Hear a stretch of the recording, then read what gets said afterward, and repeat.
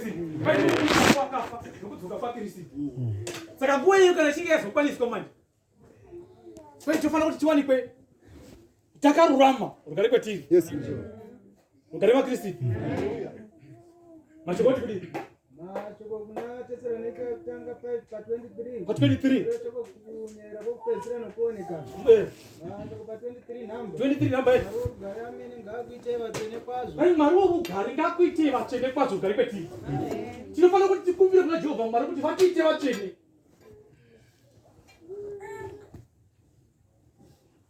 Ai maruwa rugare ngakuite vatsene kwazvo rugare kwetiri. Mashokoti kudi. Mweya wenyu nomwoyo nomuviri zvichengetwe kwazvo zvisina zvazvingapomerwa pakuuya kwacho Jesu Kristu. Hai mweya wenyu nemwoyo nomuviri zvinhu izvo zveshe hazvifani kuti pakuuya kwacho Kristu Jesu zviwanikwe zvine chazvinopomerwa rugare maKristu. Mweya wenyu sekuru nemwoyo wenyu nemuviri wenyu zvinhu izvozvo zvitatu hazvifani kuti zviwanikwe zvine mhosva pakuuya paKristu Jesu. Nokuti shoko rati pai kune kumuka kwakafa nenguva ichazodzoka Kristu Jesu rugare maKristu. Saka pazvinhu zvitatu izvi hazvifani kuti tiwanikwe tine mhosva pazvinhu zvitatu izvezvizvi. Ndokuti tizokwanisa kupinda muJerusarema mucha wakanaka watati tichimba nezvawakanaka. Rugare kwetiri. Rugare maKristu. Nokuti rufu ruriko uye hatidzi kuti mumwe nomumwe uchazofa rini. Unokuti kana zvinhu zvitatu izvi zvakakwana pamunhu kunokuti munhu uyoyo mutsvene. Sani Madzimambo echipiri chapter 13 verse 20. Rugare maKristu. Amen. Kana zvinhu zvitatu izvi zvisina zvinopomerwa munhu uyoyo mutsvene rugare maKristu. Rugare kwetiri. Kuno umwe murume wakambafa ainazo zvinhu zvitatu izvi zvakarurama rugare maKristu zvisina chazvinopomerwa. Rugare mapedzisai. Amen. Muri kuwata here? Kana kuzvinzwa. Nguva yanga yarebatisa kuona nani? Kana kudzeya mashuka muri kutaura. All right. Amen. Rugare kwetiri. Amen. Kuno umwe murume wakarurama. Ya, mashokoti kudi.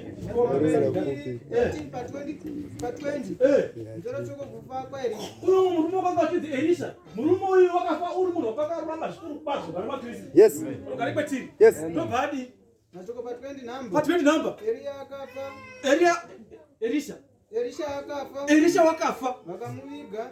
Akavigwa. Zvino hondo dzaMoabhi dzakapinda munyika. Zvino pakati pamuke hondo dzevaMoabhi. Pa 21 namba.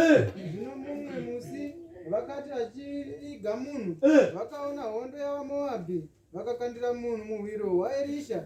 Zvino munhu uyo wakati achigunzva mapfupa aErisha akararamazve akamira namakumbo ake. Rugare kwetiri. Yes. Munhu wakafa wakarurama. Pai mweya womunhu nemwoyo plus muviri wacho rugare maKristu. Zvinhu izvo zvinofanira zviwanikwa zvine chazvinopomerwa. Mapfupa aErisha akanga asina chaanga achipomerwa. Zvino hondo yavaMoabhi yakati yamuka vachindovigwa chitunha choumwe womunhu. Rugare kwetiri. Hondo yapisa payakakandira chitunha chiyamukurinda raErisha. Chikatogudza mapfupa aErisha chitunha chikamuka. Chikatotanga kutiza hondo yavaMoabhi. Rugare kwetiri. Amen. Kufa munhu wakarurama uri mutsvene. Kunyange magodo ako chaiwo chaiwo. Right. Chero akagunzwa nebhwa vachiti waita. Rugare kwetiri. Amen. Pai munhu wakangokandirwa murinda raErisha. Right. Akatogudza mapfupa aErisha. Amen. Akamuka. Yes. Akatotanga kutiza hondo. Yes. Yavanga apo zoro rafu. Yes. Rugare kwetiri. Amen. Saka munhu mweya wake nemwoyo nomuviri zvofanira kuve zvinhu izvo zvisina chazvinopomerwa. Rugare maKristu. Amen. Rugare kwetiri. Yes. Ndinoda kuti chindipedzisira ngori pana Korinde chitanga chapter 15 pa 35 Korinde yekutanga.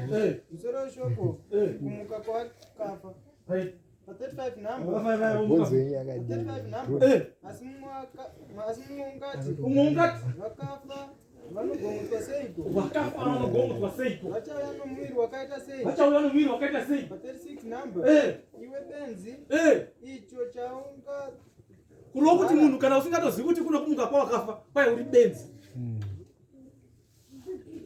Rugare kwetiri. Yes. Amen. Asivyakadonyi kana kunzwisisa musina nzwisiso yekuti kuno kumuka kwawakafa kwai muri chi handisika.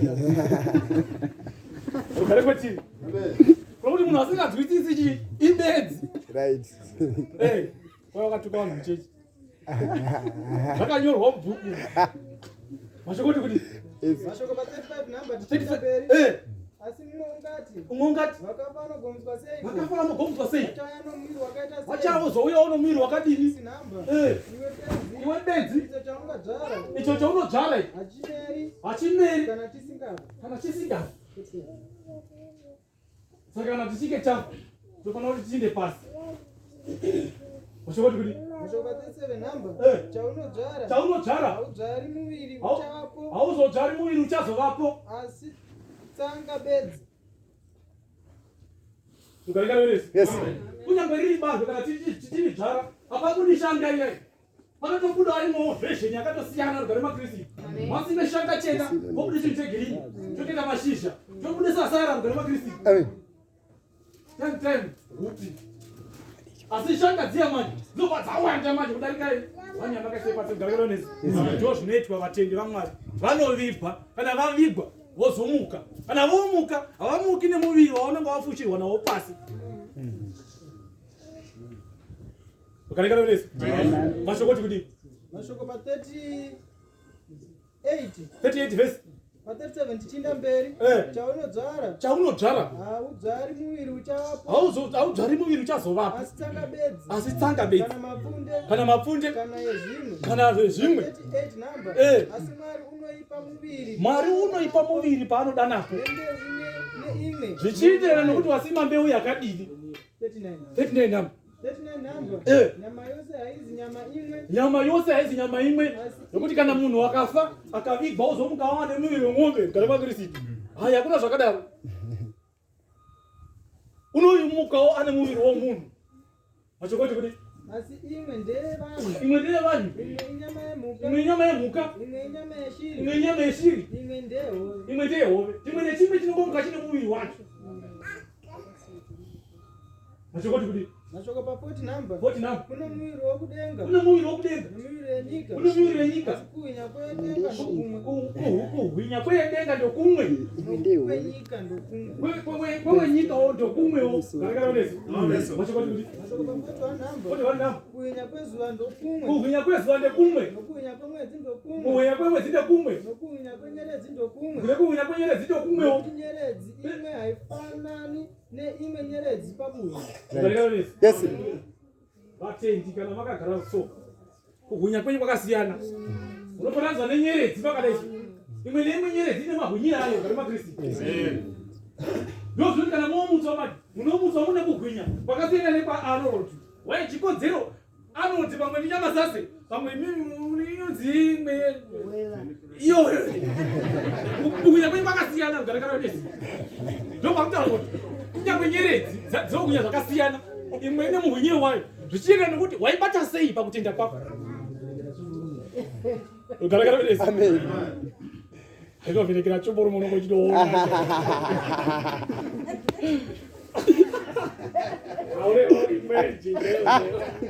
unokonadzwa neelisha wotikana magoda kwakabvunzve chitunhara chinocheka munhu kunyaka kana womutswa manje kubwinya kwavo kwakatosiyanawo nekwenyu zvichienderana nokuti takabata sei panyika ino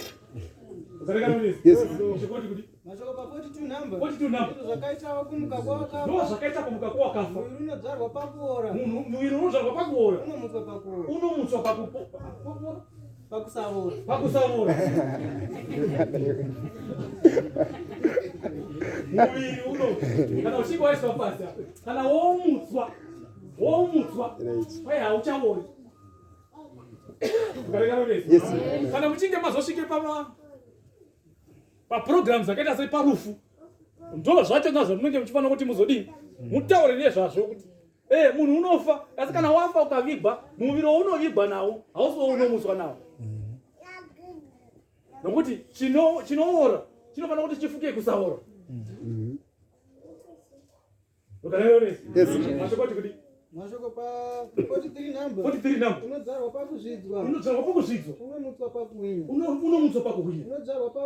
unodzvarwa pautere unomutswa pasimba unomutswa wane simba 44 number unodzvarwa uri mumuviri wokuberekwa. Unozvarwa uri mumwiri wokuberekwa. Unomutswa uri muviri womweya. Unomutswa wa muviri womweya. Muviri wokuberekwa uripo. Muviri wokuberekwa uripo. Nomuviri womweya uripo.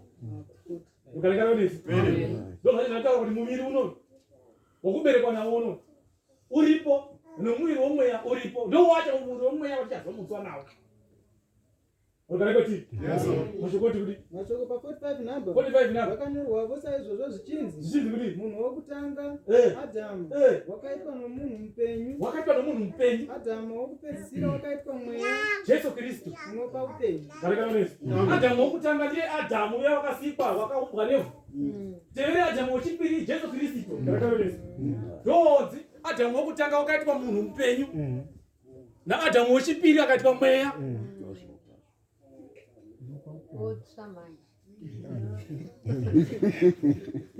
Mashoko pa 46 number atajambira Adamu munhu mupenyu. Adamu wokupedzisira wakaitwa mweya unopa upenyu. Unopa 46 number asi zvomweya hazvisi zvokutanga asi zvokuberekwa.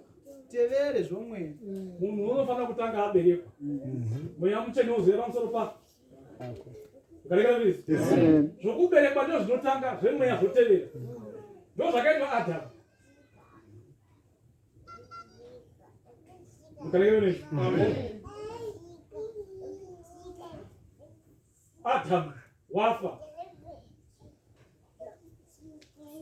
Ada kutipa upenyu. Asi Kristu wazouya manje. Wewe wakazotipa upenyu mukati mwa Kristu. Nguva iye Adamu wechipiri. Ukarekana nesi. Ukarekwe tiri. Mashoko kuti mashoko pa 47 number munhu wokutanga. Munhu wokutanga ndewe nyika. Wevhu. Munhu wechipiri wakabva kudenga. 48 number. Mashoko kuti pa 48 number saiye wevhu. Ndizvo zvakaita avo vevhu. Saiye wokudenga ndizvo zvakaita ivo vokudenga. Right. Pa 49 number uye sezvatakanga tino mufananidzo womunhu wevhu tichavavo nomufananidzo waiye wokudenga. 50 number roti tichapindawo mumweya. Tabva munyama ine tichapinda mumweya. Ukarekana nesi. Yes, amen. Ukarekwa tiri. Imba iyoyo ndio yataurwa pana makorinde paya kuti kana imba yedu yenyika ichiputswa tabernekere yenyika ine tine chakavakwa chinobva kudenga kuna Mwari ichocho achiperi. Ukarekana nesi. Sekupera kunoita chiri pana 4:16 kuti kana muviri wedu uchipera we munhu wedu womukati unovandudzwa zuva rimwe nerimwe. Kunokuti uyoyo watichazopinda mauri hauperi sekupera kunoita muviri watinawo uno. Mukati mwa Kristu. Mashoko kuti mashoko pa 50 number zvino hama dzangu ndinoreva ndichiti nyama neropa hazvingagari nhaka youshe hwaMwari nokuora hakungagari nhaka yokusavora. 51 number tarirai ndinokuudzai chakavanzika hatingavati tose asi tichashandurwa tose. umwe neumwe padzoro rake. Ndakaonesa hatifi musi umwe asi tofa musi wakasiyana asi pakushandurwa kwedu izuva rimwe. Ukarekana nesi. Hativati musi umwe asi kushandurwa kwedu izuva rimwe chete. Nokuti nyama neropa kwai hazvigari nhaka youshe hwaMwari. Yes. Vanoverenga voti kwai 11 vesi 17 dzaMateo. Kwai vanozvi Jesu unoti kwai vanozvitenda akavanga zvitenda. Wamaiti Eria ndio wakazodzoka waJohani. Okay. All right. Nokuti bhuku rataura kuti nyama neropa hazvigari muche hwaMwari. Exactly. Saka aifanira kudzoka. Eria waitofana kuti adzoke afe. Ndosaka Jesu akazorega Johani achiurawa. Right. Wozwa aizoti mukomana unofana kuti adii. Shoko raMwari zadziswa. Mashokoti kuti mashoko pa 52 number 52 number kuhera zakari kwanza kuhera kwezi wamanda kupesira kuti wamanda icharira wamanda isapo vakafa. ati musoro shoko ati kumuka ko akafa nekudzoka kwa Kristu. Kana wamanda yorira manje vakafa vanodi ipapo vakafa vachamuka. Vakafa vachamuka nekusavora nesu tichashandurwa. Kana tiri kupa nguva iyoyo tasvikirwa nenguva iyoyo tichivapedzisa kwai tichashandurwa panguva iyoyo. Tofanana nevakanga vavata ngatitangira ukarekwe ti ndokunge tiri vachena nokuti bhuku rimwe yambovereka rati pai vatsvene ndo vachatanga kumutswa wogamuchana najesu vorarama ma 1000 of years ukarenga resi rufu rwechipiri rwozouya ashokoti kuti mashoko pa 53 number nokuti ichi chinoora icho chinoora chinofanira kufuka kusaora chinofanira kuti chifuke kusaora ichi chinofa nechicho chinofa chinofanira kufuka kusafa chinofanira kufuka kusafa mutsvene watomuka ukarenga resi kana andati ndamariwa muzita rajesu amen.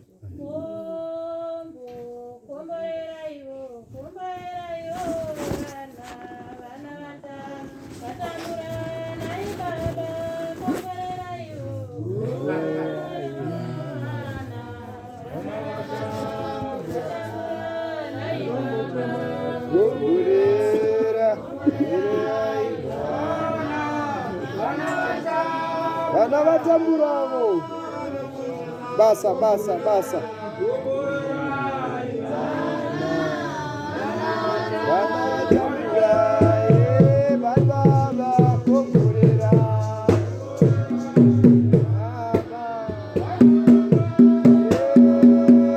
baba komborera